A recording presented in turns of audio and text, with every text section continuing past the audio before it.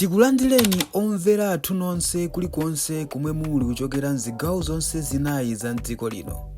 Dziwani kuti ife Dreams Media timakunyadirani kwambiri chifukwa munapanga chisankho chotsatira ife kuti tizikupatsirani zonse zomwe zikuchitika mdziko muno. Ikaya kumene koko ndiye kumene ndikunena kuti kusaganiza kuchifukwa timanena kuti ambiri a inuyo muzipita ku sukulu chifukwa ndalezeka kumana ndi munthu amene ali mbuli amene mutu mwake mulibemo kalikonse chilichonse chilabwere chamangombera m'manja komanso ndi amene amakhala patsogolo kuluwana pa chilichonse chimene iyeyo sanachimvetsetse. Kafe Maulidi audio yake taimva wayankhula ndipo ati pamene Kafe Maulidi wakuuzani kunena kuti apanga zonse ndi MCP mwina muduza ndinuyo. Can you tell me interview yake ya Kafe Maulidi yo taimva? Inu mwaimva, ine ndaimva, ndipo amalawi taimva. Ndipo ati pamene Kafe Maulidi anakuuzana nena kuti apanga zonse ndi MCP ndipati. So zinthu zine timangothamangira kuyankhula tisadakhale pasi tisadaganize. Munthu kupanga ripoti zimene waona sizitanthauza kunena kuti mupange conclude kuti amene wapanga zonse mwakuti, because there is no evidence on this. Kafe Maulidi amapanga ripoti zimene waona, akanakhala kuti anaona kuti amapanga zonse ndi MCP akananena kuti amapanga zonse ndi MCP, koma iyeyo akapeza zinthu zimene zaonongedwa kumeneko sananene kunena kuti amapanga zonse ndi MCP. Choyambira ndi chimene yoyo. Chachiwiri ndichi, iyeyo pa ntchito yake ya utolankhani Kafe Maulidi walephera. Pa ntchito yake ya utolankhani Kafe Maulidi walephera. Nduru walephera chifukwa chani? Asanalembe nkhaniyo mu news zisanalengezedwe pa wireless, amenera kukapezanso anthu ena amene amakhala ku manyumba amene wowo nkukafufuza kumbali yawo kuti akafotokoza zotani.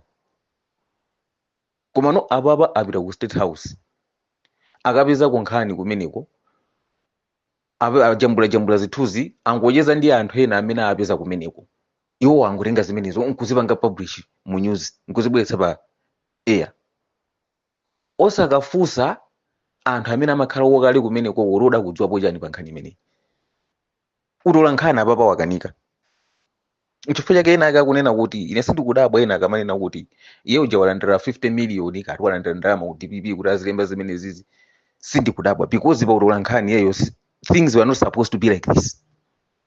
To say the truth here kuti tikambe zoona chimene amene kupanga ndikuva mbali iyi apita kumene kuja akafufuza ku State House kuja akapeza ku anthu awafuso amene kuja apireso kwa anthu amene amakhala m'manyumba awo akafuse. Zinthu zizikhala kuti zikubalansa. Ndichifukwa ena fete manena kuti this is a planned stage pofuna kubera drama. Okay, zili ngati kunena kuti ana mulipo 6 pakhomo.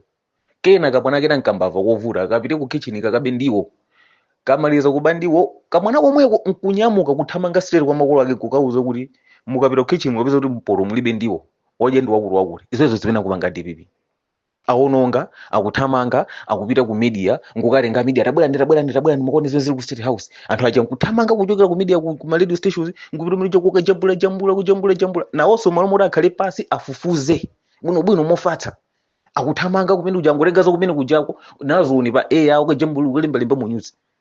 Kodi bwanja awo sanafusa amene amakhala kumeneko, bwanja osafusa akaya amene wawo kuti amve mbali yawo. Ndipena pakizi kupereka mafunso ambiri. There are lots of questions ofunika mayankho, because even iso media waso nawonso titamanena kulena kuti aja ndalama alandira ndalama gwina wake sikuti kuganiza kuti ngala kuitse yayi kutenga ndi imene iwonso apangira zinthu zawo apa. So there is no way ife tingamabwere pano kumakhulupirira zinthu ali just because zachoka kuma media houses odziwika ndiye kuti ife tikazikhulupirira zinthu zonzona kapena ife tayankhula ndi Kafe Maulidi ndiye kuti zinthu zonzona. There are lots of things behind this. Kuseli kukuchitika zinthu zambirimbiri anthu amalandira ndalama ncholinga chonena kuti ayuze mwina radio station ina yake kapena ma newspaper ina yake just to confuse people. Umu ndimene propaganda imayendera. Koma zimatengera anthu amene adapita mklasi adalowa mklasi amaganiza bwino. Chifukwa ndalezeka kumana ndi munthu amene ali mbuzi yoti mklasi sidapite ndi ngozi pali ngozi yopsa.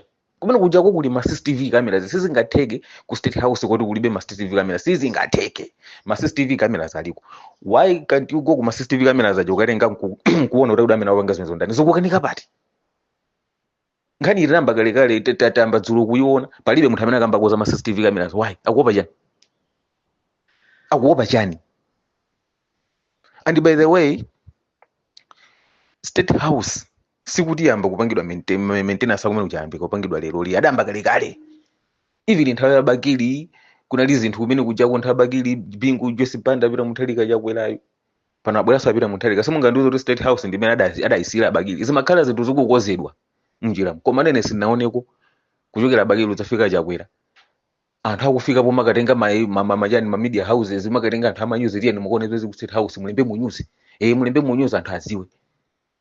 Sindinaziwoneko ine zibezo sindinaziwoneko anthu aja akangona zoti kumene sukuli bwino amangopita mkungokoza mwachitsanzo ajakwera anakhala mwezi umodzi ali ku asanapite ku State House kuja kukalowa atangotenga kumene boma mwezi umodzi udatha akukhala kwina asanapite ku State House kuja kukalowa chifukwa chani amakozako koma sikuti adachitotenga amanyuzi kuti iyeni mupite mukajambule mukaone apa apa paliza kuti apa mapomoteli palibe sizidachitike pano pa zimene zikuchitika chifukwa chani akukozekera kuti kutsogolo after tikalozana zalazi tidzangomva kuti ayikufunika 15 billion pa 15 billion ipo yokakoza zinthu zimene akakozezo ndoti ndi 1.5 billion olo mwina so yachulukaso imene yoyo mwina 800,000 inayo ndoti agawane gawane kuba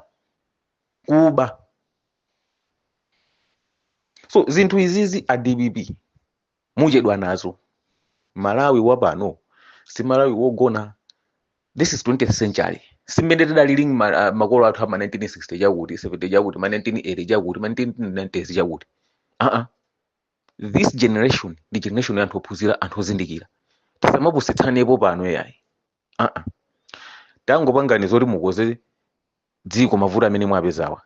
Sugar wachoka pa 3,700 pano ndi 5.5 chimanga achikuthamangira 97 madelena 95,000 madelena ku Blantyre ya 70,000 pano pati kunena pano ma transport akwera pano pakuti uchokeka kunzuzu upite ku Lilongwe pakufunika malomwa 60 pakufunika 80,000 akwera zinthu zakwera mafuta ndawo akwera wakwaya pano payagwa tulandika ndi 240 zinthu zili chipwirikiti malomwa koza zimene zomuli bizo limbana ndi zinthu zozizira takozani izizi izo sati muthawi muzimu attention thawi kumavuta amene aliliwa azipita kunaku takozani izi mavuta amene alipo akakhala pita Mutharika ndawa kungotenga maudindo nkumapatsa anthu oti ali mabelo nthumba pa nkhani zakalangale yeti munthu yemweyo pita Mutharika anakayima pansanje nkukanena kuti adzathetsa kalangale iye ayi ndidzathana ndi anthu opanga zakalangale lero akatenga anthu omweyo amene ali mabelo nthumba pa nkhani zakalangale zomwezo nkuapatsa maudindo andifeyo tikuzibwera pano nkumombera m'manja akuti apita Mutharika nankhula speech yabwino yachipereka chilimbikitso chopereka kwa Malawi chili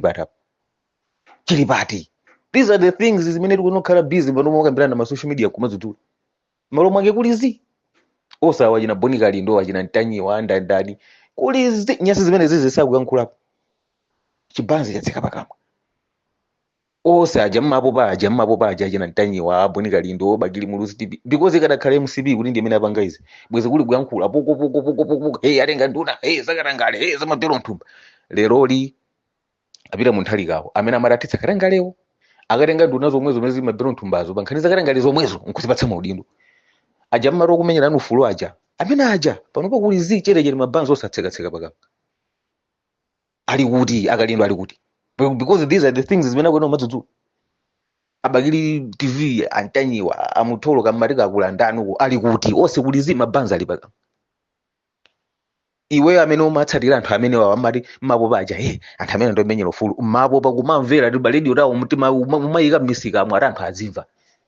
iweyo amene umapanga zimene zozowe pano pa Sugar kugula 5.5 pano pa transport ukuononga from Zuzu to Lilongwe 80,000 chimanga kugula 97,000 95,000 iweyo amene umamvera zimenezo manyumba mwako mumise mtima kumvani chasintha ndi chani pomwe wanu amene amamenyera anu fulo ndawo pano pa mabanza ali pakamwa zawo zili pabwino iweyo uli mbu ulibe kalikonse.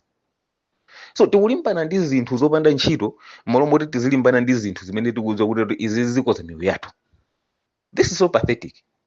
Ifakiti maneno kuti Malawi kudzakhala kovuta kutuka. We are a sick nation. dziko la anthu afirikota zanu kumalawi kuno kuti makhangati klasi tidapita koma still matenda ankaganizidwe ndi akulu. Pomudzi pano tapangani subscribe chifukwa mukatero inu ndife tidzendera limodzi kuyambira lero mpaka na masiku omwe akubwera kusogoloko.